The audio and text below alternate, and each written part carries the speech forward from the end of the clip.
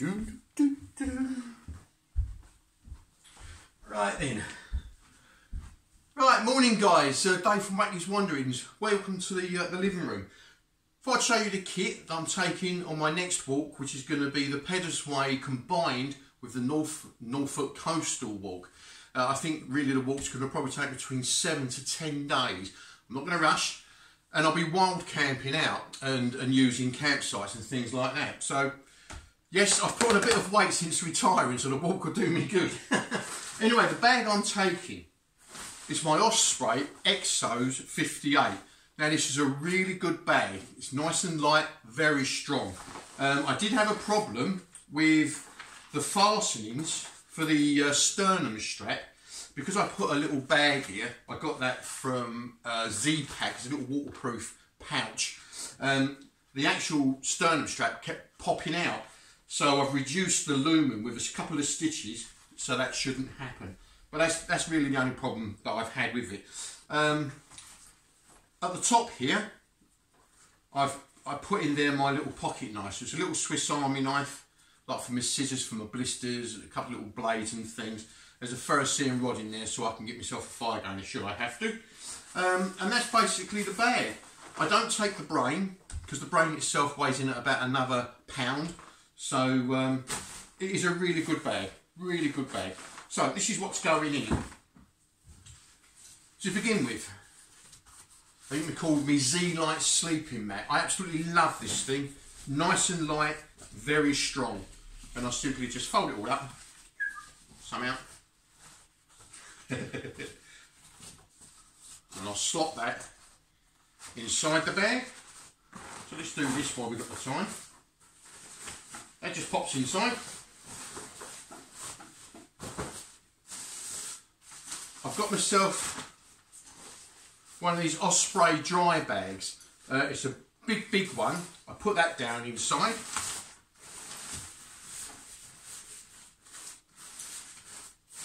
And then what I do is my sleeping kit, I put that inside another dry sack and I shove it all in there. Right, sleeping bag. It's the Snug Pack Expansion 3. Good sleeping bag, good rating, keep me nice and warm. Shove that in the dry sack. This is one of those really thick ones. I did find on one of my walks, I can't remember which one it was now, but the rain was actually coming through the bag and through the dry bag, so I double up on these dry bags now. Spare clothes, I'm not taking a lot. There's spare pants, pair of socks, t-shirt, woolly hat and gloves. That's it, in there. Sleep kit, pair of socks. These are those Bridgedale socks, they're really good. These are the long version. I used to wear the ankle ones, but my boots tore my ankles to pieces on the last walk, so I thought I'd try some extra long ones. So these are the Trekkers. They're £17 a pair, pretty dear. The vest and my long johns. So that's my sleeping kit, if you have to imagine that. That all goes in there. Then what I'll do is I'll scrunch all that down.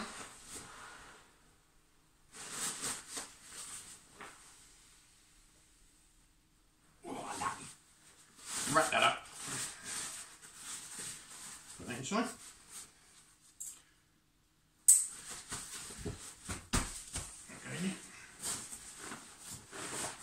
And I find doing it this way, everything just like fits in the bag. Quite handy.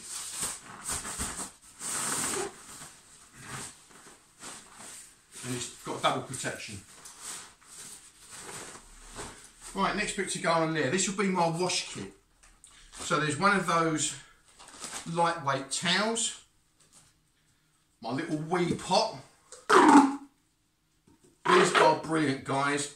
Get them off of Amazon, they're only a couple of quid, unisex, saves you getting out the tent. In there is my wash kit.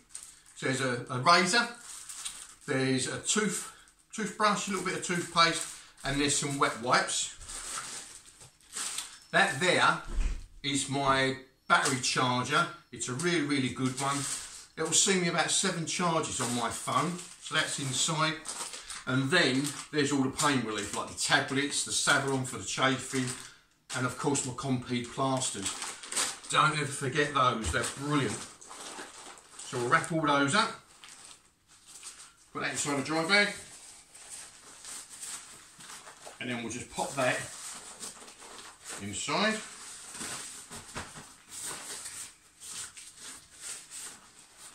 I've tried to keep the weight down as much as I could, and my base weight, when I weighed it all, come in at 7 kilograms, which I believe is about 15 £.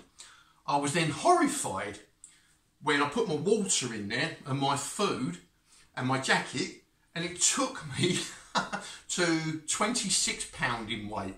And I thought, blimey, it doubled it. So that was a bit of a shock to the system.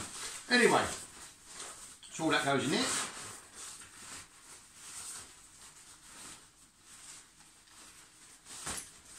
Like that.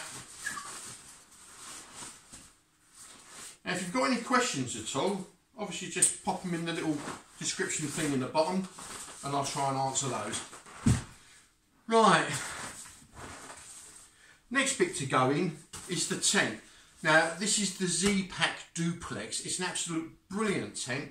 Very, very lightweight. The whole tent itself weighs in at 21 ounces. I've got it inside another tent bag for ease of packing, but brilliant tents they are. They are on the expensive side though, but I feel it's worth it. That goes in.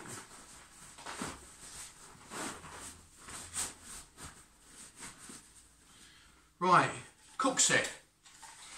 Now what I did do is I come across, I like using mess tins, and the traditional mess tins are quite a size, and I come across these little things. I think I got these out of, was it Guy Outdoors or Blacks, but one of those reputable camping shops, and it's like 1/4 of a mess tin, which is really good. Well, in there I've got the head for my gas bottle, little lightweight one, yeah, keep that in there. I've got my hot chocolate, titanium spoon and a fork, no knife because I can use the pen knife if I have to. There's a little bag of hot chocolate, that's high in calories and I'm going to need that, and there's a lighter. So that's that little set.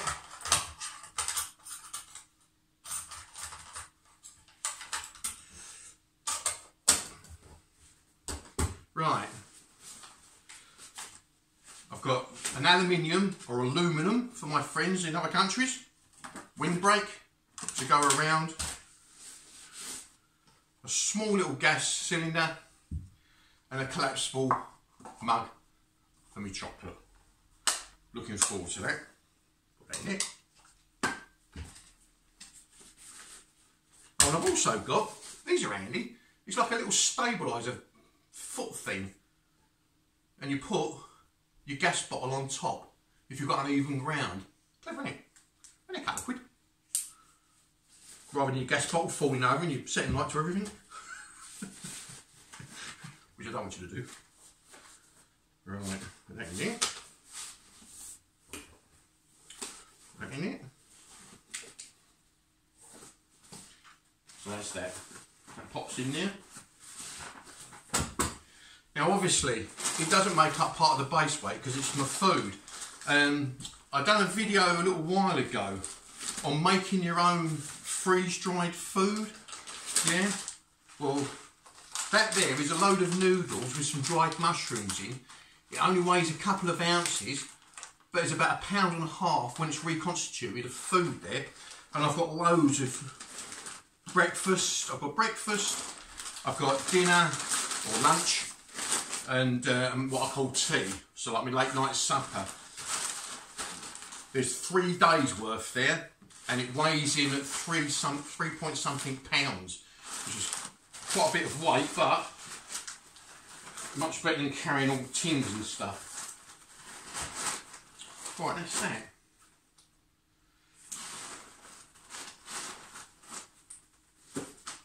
So that is my base weight. And like I say, it comes in at 7 kilos, which is £15. Also included in that weight is my filtration system, which is the MSR. I've just bought a new one because this was exposed to real cold temperatures over the winter, and I don't know whether or not I've broke it, so I've got myself another one. And then inside there, you see that, all that is a urine specimen jar. Clean, obviously, unused, but that's got my Puri tabs in it, yeah?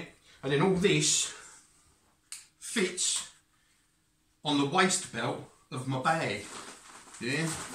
They're very small pockets on the waist belt, but I found by doing that I can get those in there. And then I don't have to take my bag off. I'm like a baboon doing up its shoelaces, isn't I? No disrespect to baboons, but anyway, throw that in there like that. Yeah, it saves me having to take the bag off when I want to get myself some more water. And on the Peddars way, the first part, there's water, so I'm happy. The second bit, there's almost none, hence all this lot. Right, in this little waterproof pouch that I got off of, who was it, Z-Pack, yeah, I've got my emergency toilet paper, in case I get caught short. There's a little plastic wallet, so I can put a couple of quid in there, my driving licence and my ID. Spare pair of spectacles. There's 4 titanium tent pegs.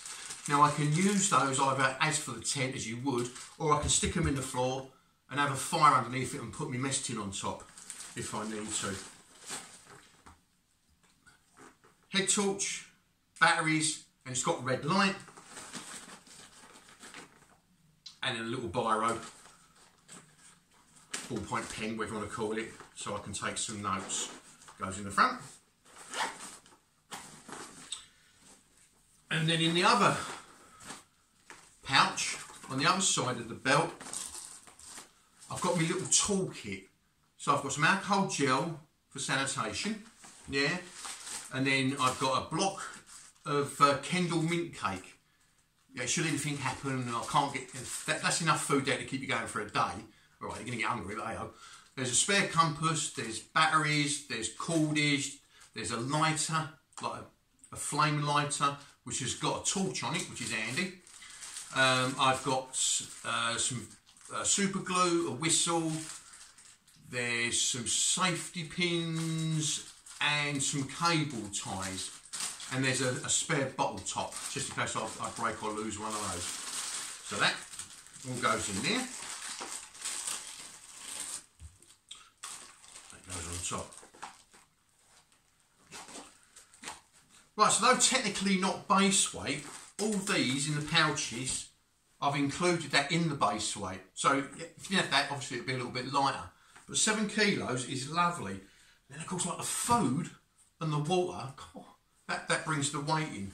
So what I'm going to take with me, because a mate of mine's going to drop me off early evening, I'm then going to walk about 4 miles and set up camp. So I'm not going to risk not having any water, so I'll take it with me. So I've got 2 of these, 2 1 litre bottles. They fit down the side. And that's a nice thing about this bag, yeah, the Osprey XO58, is that you can get to that pouch through the sides as well as the top. It's quite good. There's another one on the other side.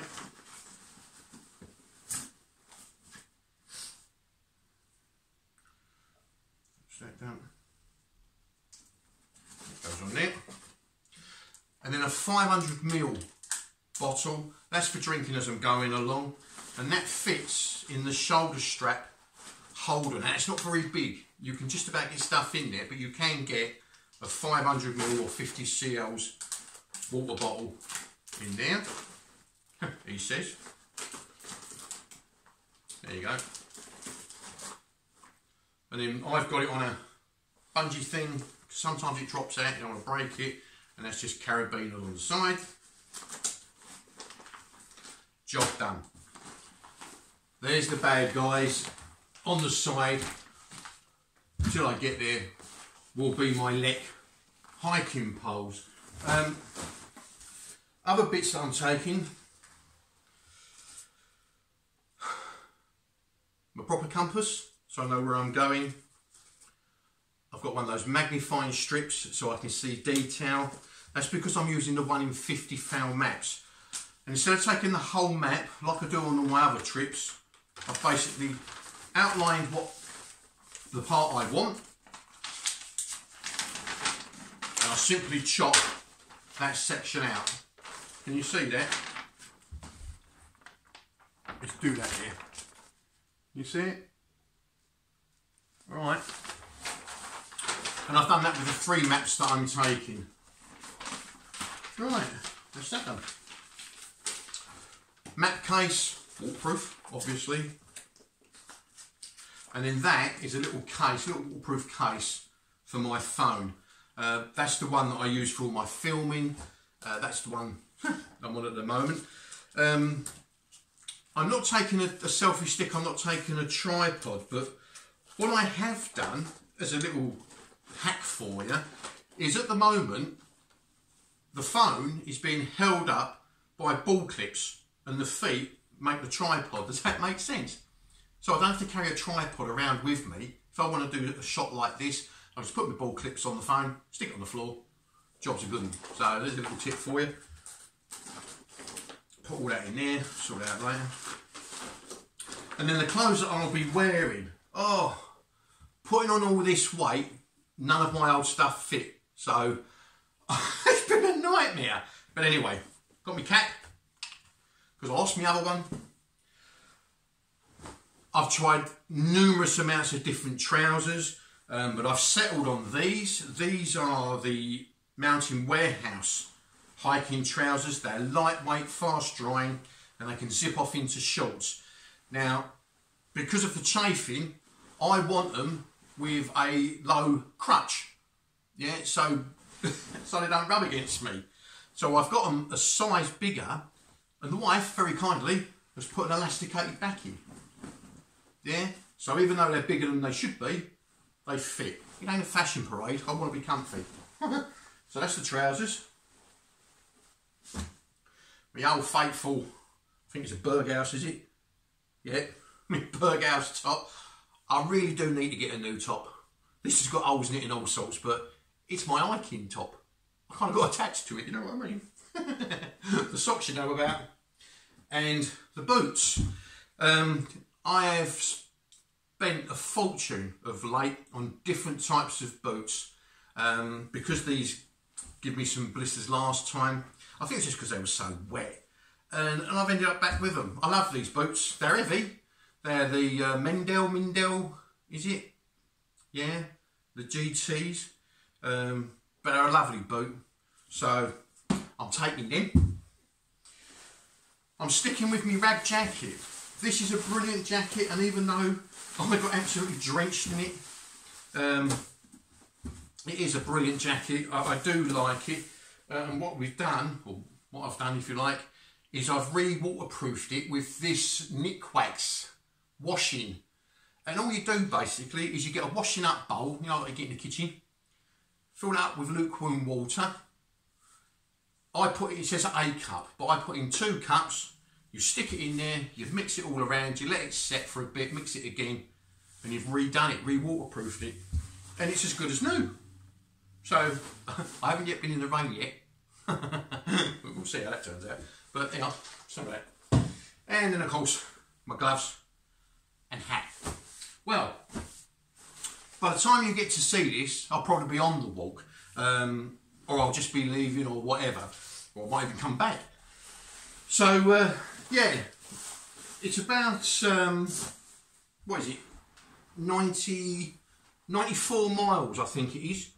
And the last I heard was they extended it. So instead of finishing at Cromer, you now finish like 20 miles down the road somewhere else. And I thought, oh well, I'm not going that far. So yeah, so I'll start just east of Thetford Forest in, what's it called, Nettleshore Heath. And I'll toddle off, camp up overnight, and then away I go. I end up at the coast about 3 days later. I might have a day down, do a bit of sightseeing, that'd be nice. And then down on the beach, have a look at the cliffs, because the cliff faces down there are supposed to be all like multicoloured, so that'll be nice. And then I just do, but it's then 40 odd miles along the coastal path down to Cromer, where I'm going to spend the night and have a look around Cromer. So, thanks for watching, thanks for your subscriptions. Hi to all my new subscribers, they're loving your vids, and any questions, put them down there. Bit rushed, I know, but there you go. But thanks for your support. I'll see you out there. All the best, guys. Bye.